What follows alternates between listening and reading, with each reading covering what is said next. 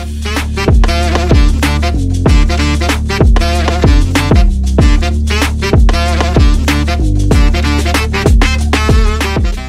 बंधुरा आशा करी तुम्हारा सकलेই ভালো আছো। आज আমরা আলোচনা করব সপ্তম শ্রেণীর একটি অতি গুরুত্বপূর্ণ টপিক স্মৃতিচিহ্ন কবিতাটি। দেখো এই স্মৃতিচিহ্ন কবিতা, ঠিক আছে, স্মৃতিচিহ্ন কবিতাটির কবিকে মহিলা কবি কামিনী রায়। মহিলা কবি কামিনী রায় স্মৃতিচিহ্ন কবিতার কবির জন্মস্থান, মহিলা কবির জন্ম কত সালে? জন্ম হচ্ছে 1864 খ্রিস্টাব্দে এবং মৃত্যু হচ্ছে 1933 খ্রিস্টাব্দে। এই মহিলা কবি এই যে সময়কালে জন্মগ্রহণ করেছেন, ঠিক আছে, এই সময়কাল ছিল আন্ডার ব্রিটিশ রুল, যার কারণ বলতে সেই সময় নারীদের সে অর্থে শিক্ষার প্রচলন না থাকলেও তিনি কী করেছেন, একার প্রচেষ্টা এবং অদম্য আগ্রহের সাহায্যে তিনি তার শিক্ষাকে সামনের দিকে এগিয়ে নিয়ে গেছেন, যার কারণে তিনি হচ্ছেন একজন মহিয়সী কবি। এই কবির জন্মস্থান হচ্ছে বরিশাল জেলার বাসন্ত গ্রামে তিনি জন্মগ্রহণ করেন। এই মহিলা কবি ভারতের প্রথম মহিলা স্নাতক এবং অনার্স গ্র্যাজুয়েট। তিনি কোন বিষয় থেকে অনার্স করেন? সংস্কৃত বিষয় থেকে অনার্স করেন। এই মহিলা কবির প্রথম কাব্যগ্রন্থের নাম কি? আলো ছায়া।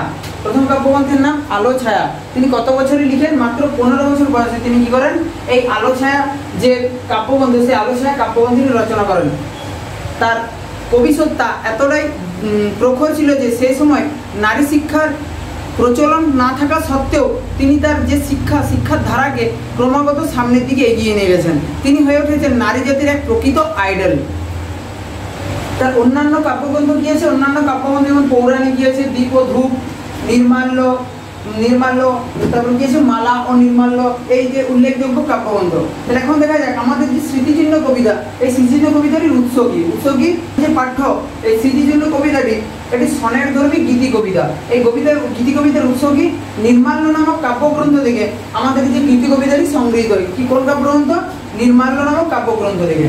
এই যে আমাদের একটু আগে আমরা আলোচনা করলাম যে সনেট, এটি ঠিক আছে সনেট ধর্মী গীতি কবিতা। তাহলে সনেট কি? 14 পংক্তি বিশিষ্ট 14 অক্ষর বিশিষ্ট একটি সুস্পষ্ট বিষয়ের বর্ণনা যেখানে বিদ্যমান থাকে সেখানেই বলা হয়, তাকেই বলা হয় কি? সনেট। এখন আমরা আলোচনা করব সনেটের শ্রেণী বিভাগ। এই সনেটের উৎপত্তি কোথায়? ইতালিতে। এই সনেট কয় প্রকার? সনেট হচ্ছে 2 প্রকার। কি? পেত্রাকীয় সনেট আর শেক্সপিয়ারীয় সনেট। এই পেত্রাকীয় সনেট আর শেক্সপিয়ারীয় সনেট, তাহলে আমরা কি একটু আগে কি বলেছি? 14 পংক্তি, ঠিক আছে। তাহলে 14টা ভাগ কিভাবে থাকবে? পেত্রাকীয় সনেটে 8-6, অর্থাৎ প্রথম যে পার্ট সেই পার্টটা থাকবে 8 ভাগে এবং পরের পার্টটা থাকবে 6 ভাগে, ঠিক আছে। প্রথম পার্টে কি থাকবে? মূল আলোচনা।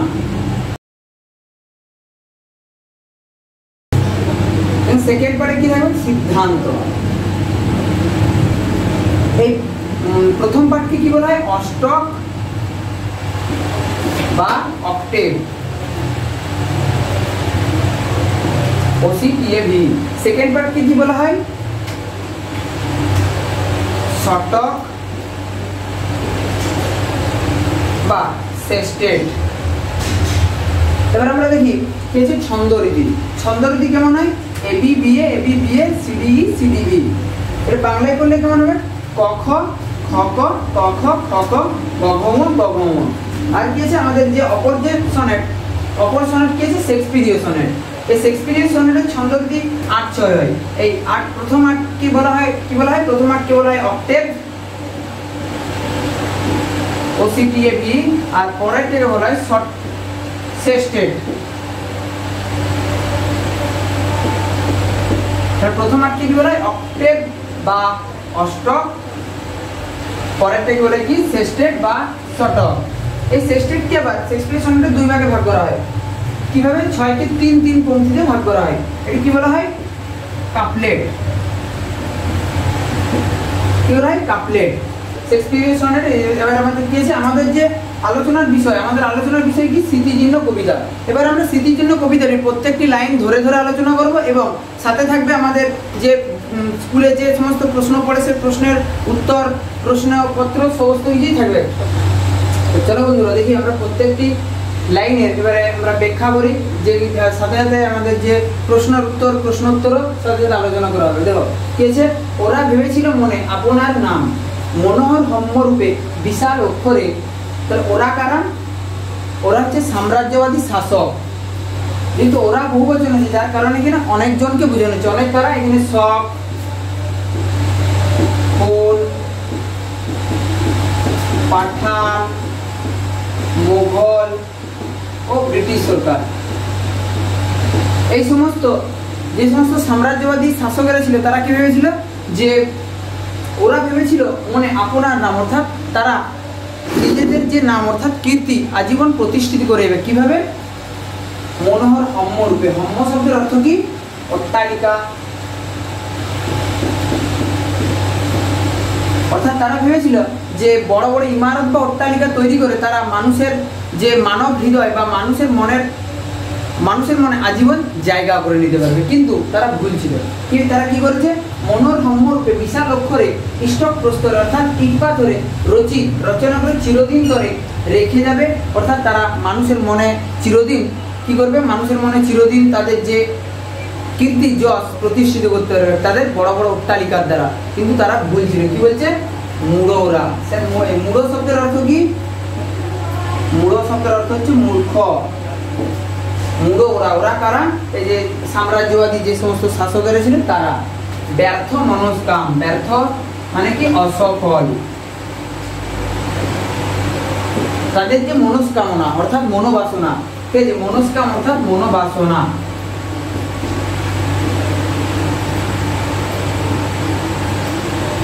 তাদের এই মনোবাসনা কি হয়? ব্যর্থই থেকে যায়। কোন মনোবাসনা? যে বড় বড় অট্টালিকা নির্মাণ করে মানব হৃদয় ভূমি তারা অধিকার করবে, এই যে মনোবাসনা। প্রস্তর খসি যে ভূমি প্রস্তরের পরে, কারণ time and tide waits for none. আমরা কি জানি? সময় এবং স্রোত কারোর জন্যই অপেক্ষা করে নেই। সময়ের কালচক্রে বা সময়ের আবর্তে কি হয়? সে বড় বড় অট্টালিকা যেগুলি ছিল সেগুলির যে প্রস্তর, এই প্রস্তর ধীরে ধীরে কি হয়?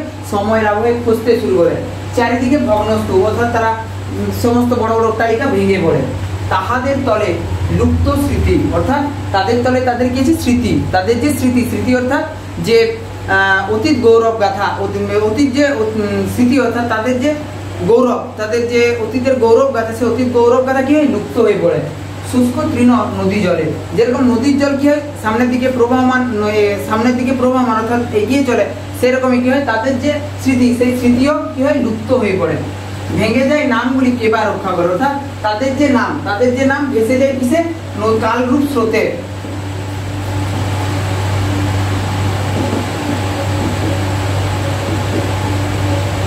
কালরূপ স্রোতে কি হয়? তাদের নামগুলি ভেসে যায়। এখানে কি আছে? স্মৃতিচিহ্ন। স্মৃতিচিহ্ন শব্দের অর্থ কি? পুরানো দিনের নিদর্শন বা অতীত গাথা,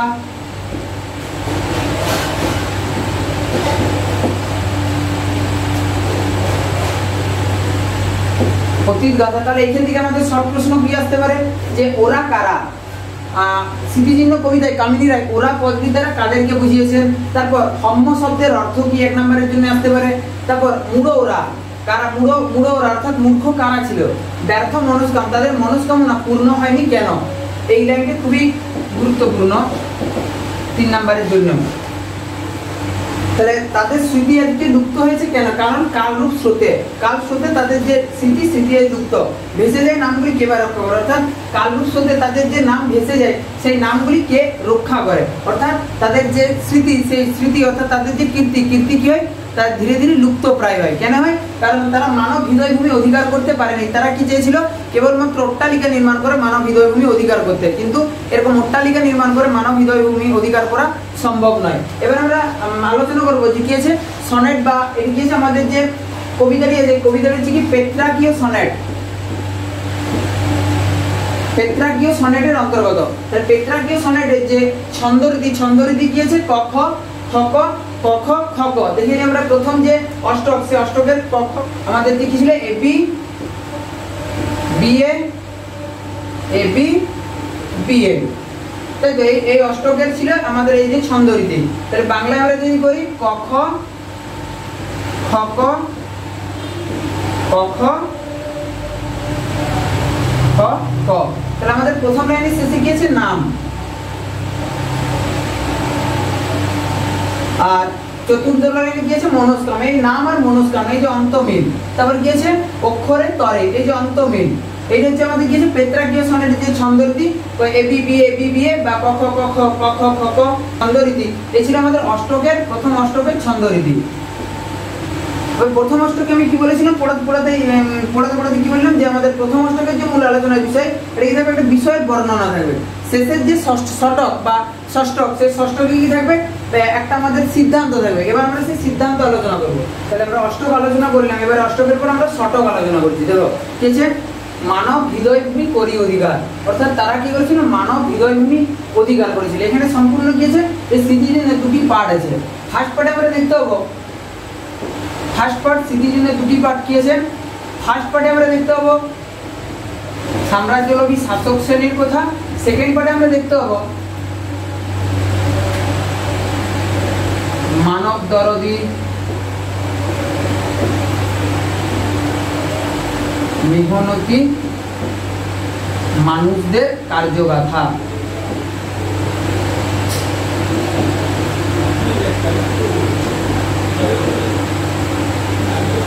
মানব হৃদয়ভূমি করি অধিকার, তাহলে তারা কি করেছিল, মানব হৃদয়ভূমি অধিকার করেছিল। কিভাবে, তাদের কর্মের দ্বারা। কারণ বলা হয় কি যে কীর্তির হচ্ছে সজীবতী,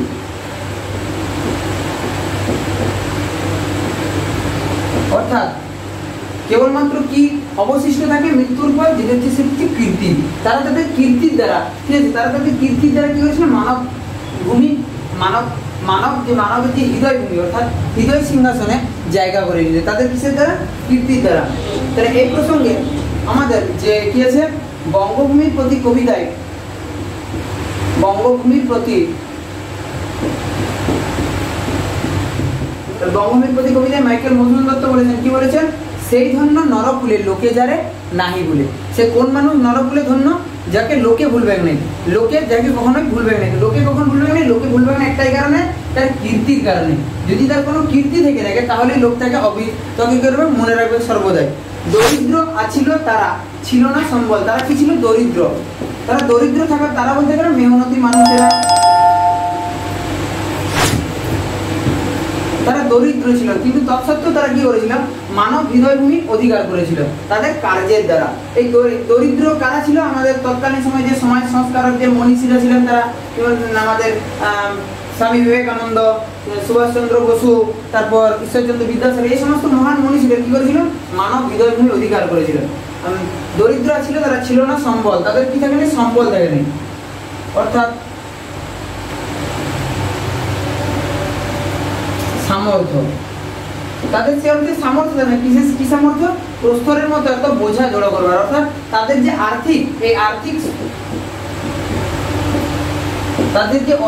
তাদের আর্থিক অবস্থা সচ্ছল না থাকার কারণে তারা প্রস্তরের মতো এত বোঝা জড়ো করার ক্ষমতা তাদের কোনো প্রকারে ছিল না, যার কারণে তারা কি করতে পারেন, প্রস্তরের মধ্যে তো বড় বড় অট্টালিকাও তৈরি করতে পারেনি। তাদের রাজত্ব হের অক্ষুণ্ণ, তাদের রাজত্ব হের মানে দেখো আর কি, তাদের রাজত্বের অক্ষুণ্ণ মানে অবিনশ্বর। তাদের রাজত্ব এখানে অটুট আছে, কেন আছে, তারা তাদের কার্যের মাধ্যমে মানুষের মনে জায়গা করে নিয়েছিল, বড় বড় অট্টালিকা বা ইমারত স্থাপনের মাধ্যমে নয়। তাহলে কি আছে, তাদের রাজত্ব হের অক্ষুণ্ণ কেমন, কাল স্রোতে ধৌত নাম নিত্য সমুজ্জ্বল, অর্থাৎ কালরূপ স্রোতে অর্থাৎ কালরূপ নদীতে তাদের নাম নিত্য মানে প্রতিদিন কি হচ্ছে, সমুজ্জ্বল, অর্থাৎ আরো যেন তাদের নাম প্রত্যেক দিন আলোচনার কারণে বা তাদের কীর্তি যেন ডেলি প্রত্যেক দিন কি হচ্ছে, সমুজ্জ্বল হচ্ছে, অর্থাৎ তাদের কীর্তি আরো উজ্জ্বল হয়ে উঠছে। তাই মানব দরদি মেহনতি মানুষের যে কার্যগাথা, সেই কার্যগাথায় কি ছিল, আমাদের যে ষটক বা শ্রেষ্ঠের আলোচনার বিষয়। এবার আমাদের কি আছে, সেই ষটক বা শ্রেষ্ঠের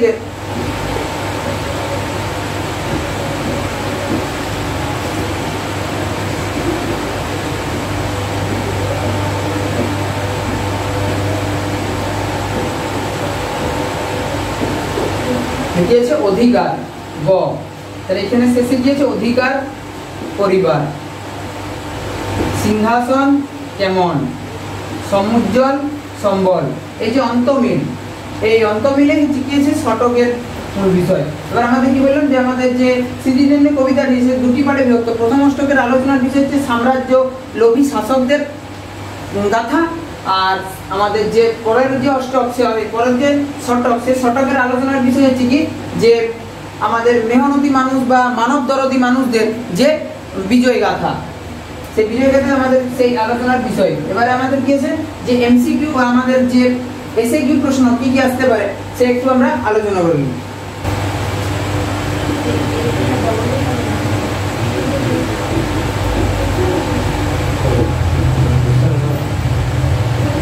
স্মৃতিচিহ্ন কবিতায় কবি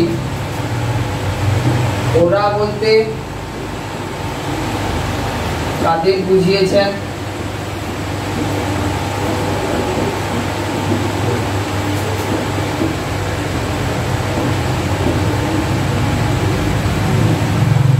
স্মৃতিচিহ্ন কবিতাটি কোন কাব্যগ্রন্থের অন্তর্গত?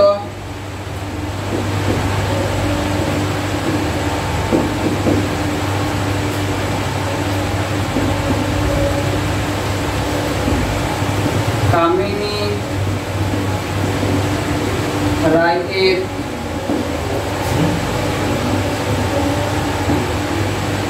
প্রথম কাব্যগ্রন্থের নাম কি?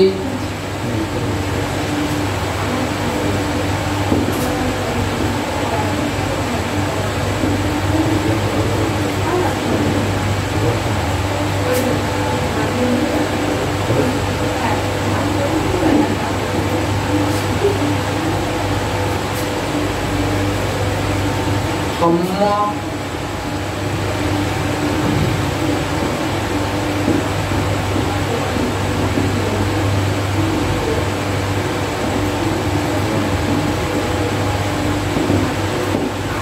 মনোহর হম্যরূপ। এখানে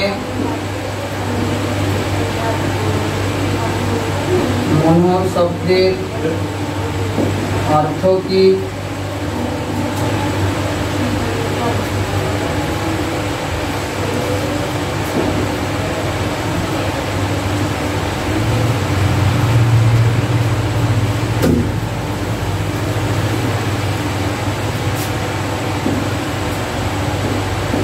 তাদের রাজত্ব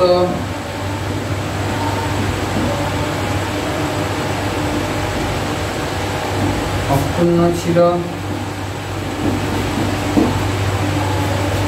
এই ধরনের নানান প্রশ্ন আমাদের এখান থেকে পড়তে পারে। এই প্রশ্নগুলো বিশেষ গুরুত্বপূর্ণ পূর্ণমান 1-এর জন্য, পূর্ণমান 3-এর জন্য।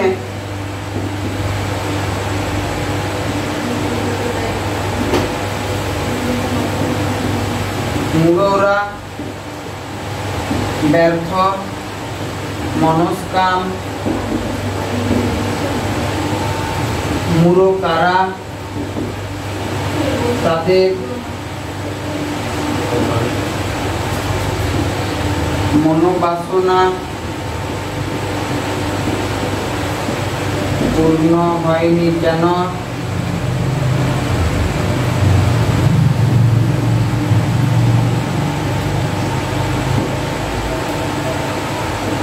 আরেকটি গুরুত্বপূর্ণ হলো কাল রূপে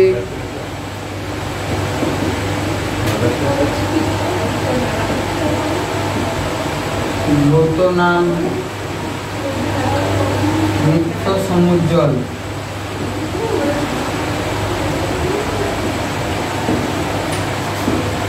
আলোচ্য অংশটির তাৎপর্য।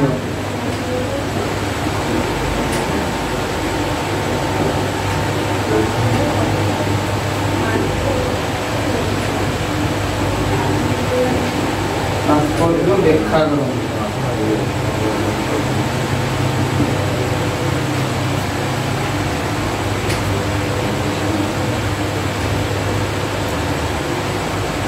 এই ছিল আজকের আলোচনা। ক্লাসটি যদি ভালো লেগে থাকে অবশ্যই লাইক করবে এবং তোমার বন্ধু বান্ধবদের মধ্যে শেয়ার করে দেবে।